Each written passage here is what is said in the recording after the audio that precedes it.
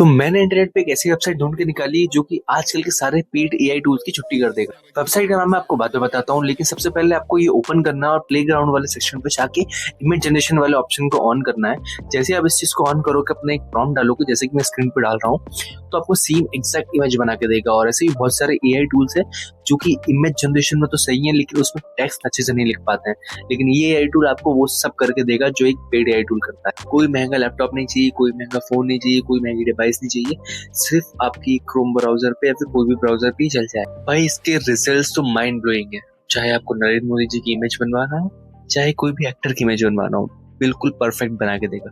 तो make sure करना कि आप इस वेबसाइट को जरूर एक्सप्लोर करो। और इस वेबसाइट का नाम जानना है और सारी डिटेल्स जाननी है तो कमेंट में लिख दो एआई, तो मैं आपको डायरेक्ट डीएम पे शेयर कर दूंगा। और हाँ, मेक श्योर करना कि आप इस चैनल को सब्सक्राइब कर लो। अगर यूट्यूब पे देख रहे हो, इंस्टाग्राम पे देख रहे हो तो फॉलो कर लो। और स्टे ट्यून्ड विद मी, आपको ऐसी नई नई एआई टूल काफी एक्सप्लोर करवाऊंगा।